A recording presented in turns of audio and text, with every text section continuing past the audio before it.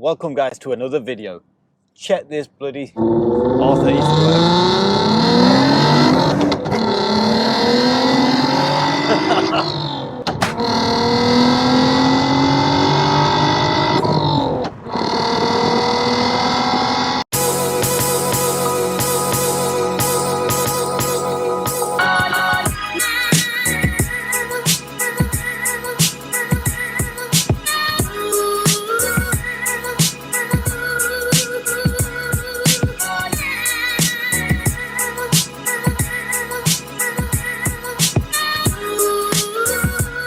What I've got for you today is this Stage 2 R32 Golf. It's a Mark 5 Golf, 3.2 V6 as you're probably already aware, and this thing sounds savage. It's loud, honestly, very loud. Pops and bangs, spits flames. It's an awesome car. It's an awesome car. So what we'll do is we'll take you for a little walk around the car and we'll go for a drive, you know, the usual routine. And I hope you enjoy the video. Subscribe to our YouTube channel, Performance Lifestyles, for more performance car reviews. Check us out on Instagram as well, performance_lifestyles. And we're on Facebook as well, Performance Lifestyles. We've got plenty of videos uploaded on our channel. Please do check us out. Help us grow. You know, we're only fairly new to this thing, so still on upwards sort of travel. So yeah, help us out. Help us grow. We'll catch you on the outside of the car. So here it is, Mark 5 R32 Golf. Now I'm just going to go for a quick little walk around the car, just to go through a couple of little touches that it's had done. It's, as you can see, it's got this front splitter fitted, which does, to be fair, make it look a lot better than a standard R32. The wheels have been powder coated or painted black. Side skirt extensions. Again, it's another good feature, and it's an in thing with a lot of cars nowadays. So it's always good to see a car with them on, to be fair, and especially when they've been lowered like this one has. It's on H&R lowering springs, so it gives it that stance sort of look, and it does also improve the handling. There's hardly any sort of wobble on it. So, but yeah, and this diffuser is massive. Seriously, this diffuser is very big. Obviously, Miltech exhaust system. The twin center exit pipes are far bigger than you'd get on a normal R32 Golf. But yeah, and back on this diffuser, this one, I mean, look at this thing. It's fairly big. It does stick out a little bit from the actual bumper, but again, it looks quite well with the car. It goes quite well, and just generally, as you can see, this thing is actually, it's a nice looking R32 Golf. The thing is with these Golfs, even the GTIs and the R32s, they look very similar to a normal Golf. There's not really a massive sort of difference in them, where the R32s always come with a chrome sort of grille on it. I mean, this is a silver car, so you can barely tell, but yeah, it's that grille, then obviously your xenon lights and stuff, that's all completely standard.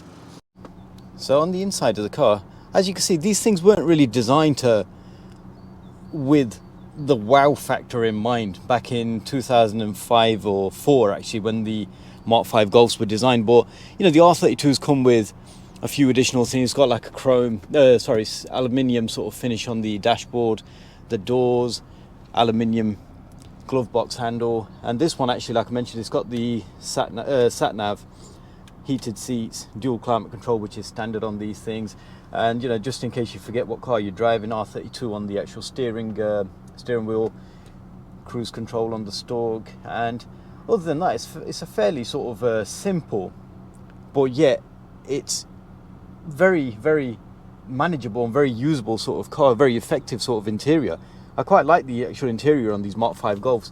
You know, I've had a few of these in the diesel form over the years, and you can't go wrong with them, honestly. You can't go wrong with them. And with the R32s, they've just got that roar as well. I don't think, and again, these things I don't think were designed to completely annihilate its competition when it comes to performance, because a 3.2 V6 naturally aspirated engine, and it's only pushing out like 250 odd horsepower from the factory, which you'd guess it would have had a lot more considering it's such a big engine. And back in them days, like when they first come out, 2005, the R32s were released, you'd have expected, you know, 300 horsepower at least, considering the M3 was a 3.2 and that had over 300 horsepower. But no, these were 250 odd. They're not, you know, a kick in the face sort of power, sort of performance that these cars have, but the noise on these cars, which is what everybody probably already knows anyway. I'm probably a bit late to this party, but the noise these make is just incredible. And this one is no different. Honestly, this, if not, this is even better. It's a full Miltech non-resonated exhaust system, and it sounds absolutely mega. Under the bonnet, this is the magic piece with this. First time you look at that, you think, what on earth is that drum doing under the bonnet? Well, it's a forged air intake. I think that's an Audi R8 cap. R8, I think water cap as well. And this got polybush inserts, the engine mounts, on this side as well. And obviously somebody spruced this up, just a bit of red and a bit of carbon fibre sort of dipping on it, or tape on it. But yeah, this is the, you know, it's the 3.2 V6 engine. The engine on these cars was, quite frankly, a lot of people actually did say the 3.2 V6 on the R32 Golf was one of the best sort of naturally aspirated engines, the V6 engines. And I must admit, they sound absolutely beautiful. And this car, it actually sounds stunning. It sounds awesome. So yeah, what we'll do is we'll go for a little drive, and just to give you guys a feel of what it's like. And like I said, just the usual sort of routine, and you'll see exactly what I mean. This thing sounds awesome. For some people, it sounds just like an R32 should. That V6 rumble, you need to hear it. And the Miltech exhaust on this does a perfect job of that.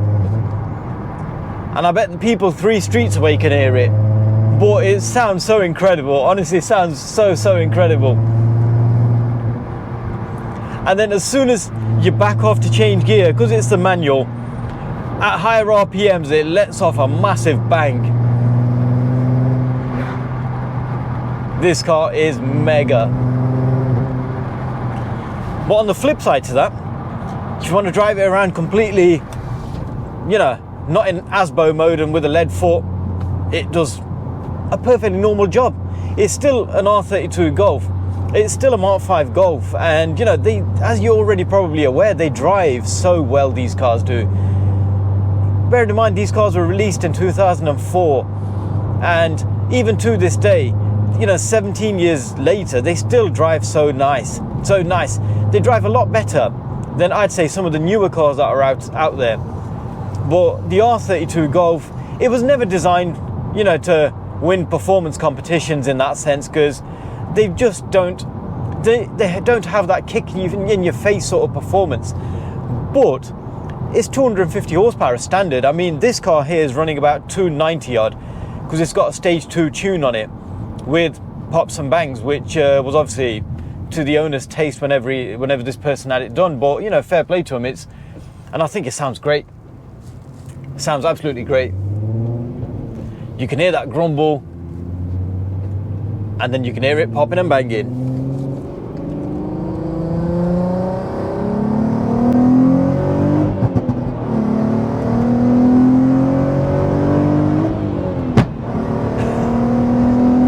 It almost feels like somebody's thumped you at the back of the seat the moment that pop goes off.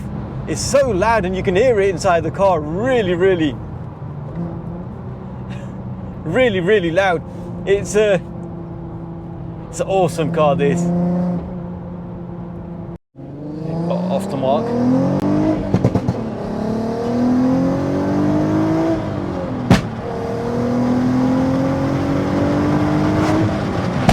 Honestly, the pop at the end of the gear change it's like a thump to the back of the head.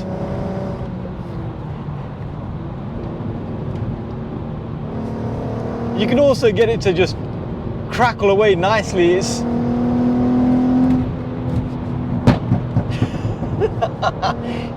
a noise you don't really expect from a NA car, from a naturally aspirated car. I know your turbocharged cars, they'll be popping and banging all day long, not a problem at all. But you don't expect that noise from a naturally aspirated car, and this thing's got it. And I've driven many R32 Golfs in the past, and never have I experienced anything this loud when it comes to the crackles and the bangs. So good. Honestly, this is so good. It's not probably something that I can live with on a daily basis, but Like I also mentioned, to be fair though, it's quiet if you drive it quietly. If you drive it with a lead foot, then it does turn into a bit of an ASBO machine. This, very much so an ASBO machine. So as mentioned, the power on this thing isn't great in standard form. This one's had a stage 2 tune on it, and it's been rolling roaded at 200, just a touch under 290 brake horsepower. And now, just to get that extra bit of 40 odd horsepower, I bet the owner must have spent a few £1,000. And now this is the only downside with naturally aspirated cars. You have to spend a lot of money only to gain a little bit of power. But with these, it's all about the way they're delivered as well. The power's delivered. With it being a non-turbo car, non-charged car, the power's on tap. The moment you put your foot down, it's there, it's instant, and it's a smooth sort of power delivery. Some turbocharged cars, they've got a lot of turbo lag, so you get nothing, and then all of a sudden it's a big kick in the face, and it's like, whoa, you've got to hold on to everything, and it's just, but no, the way this thing is it delivers the power is great. And it's also got 4-wheel drive, which is standard on these cars. As you can tell there's not a lot of body roll, purely because it's sitting slightly lower than a standard car. It's on H&R, I think, is lower in springs. And again, the 4-wheel drive system on these, don't quote me on this, but they're all part of the same VW Audi group, so no doubt Audi's Quattro system will have a part in this as well somewhere down the line. So it does handle very well. It does handle very, very well. And the other thing to actually bear in mind is this thing is quite a heavy sort of lump of metal. Not sure on the exact weight, but I'm sure it's going to be around the 1600 kilos, 1700 kilos mark.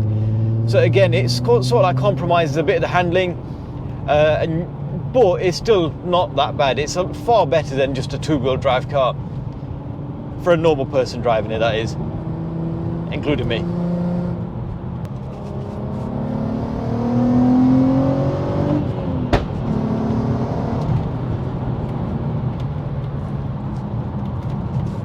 It does actually pull quite nicely.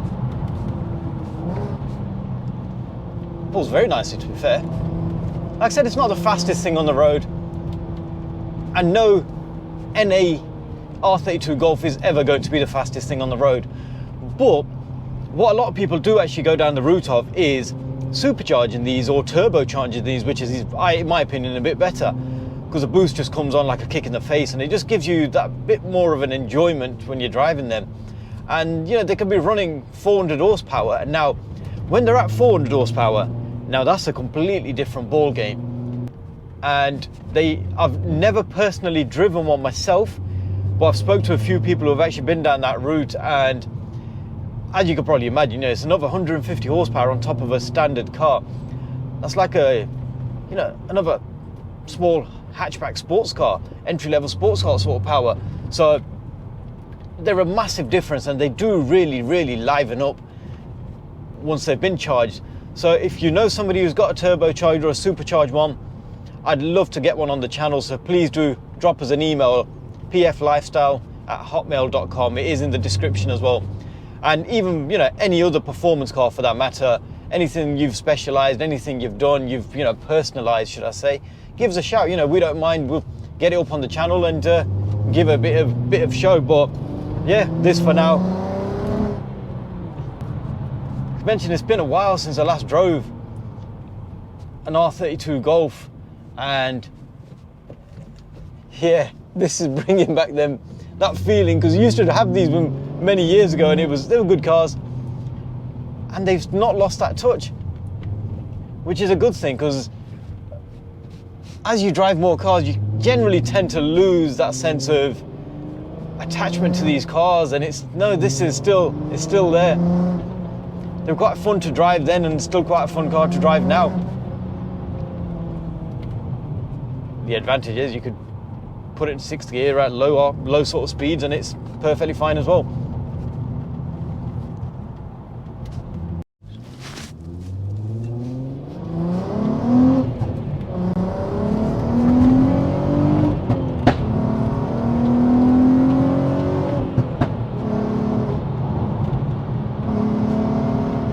you could scare somebody. I know I mentioned this in a few of the cars that we've got on our channel that pop in and bang in and stuff, but this pops louder and bangs louder than the actual GTR that we've got on there. Honestly, this is savage, and I know this thing spits flames because I've seen videos of this car online previously, and it does spit out some big flames. Probably not going to see them today purely because it's daytime and camera won't be able to pick them up, but this thing, you know, it spits flames of a good few feet. So if you're driving behind it and then all of a sudden you see it do that, it's a bit of a scary sight. This has also got stiffer engine mounts and gearbox mounts, and you can actually feel that in the drive. It's very, the response from the steering wheel and stuff is very firm. Even when you let off the throttle a little bit, you can feel it. It's not, normally you get a bit of engine sort of judder, and there's nothing at all on this. It's just firm, it's just planted. It's all the creature comforts that you could possibly want in a car, and a V6 note that you can listen to all day, as long as you've got deep pockets, because they're not the most economical cars on the road, especially with it being such a big engine. But if it's like an occasional drive, a weekend sort of toy, perfect. Ideal sort of cars. Ideal cars. Right, so I'm going to conclude the video here for today. I hope you've enjoyed it. It was just got a brief message to say that I've got this R32 Golf. If you want to take it for a little spin, thought, yeah, why not? So I hope you've enjoyed the video. Please subscribe to our YouTube channel, Performance Lifestyles. We're on Instagram as well, performance_lifestyles, and we're on Facebook as well, Performance Lifestyles.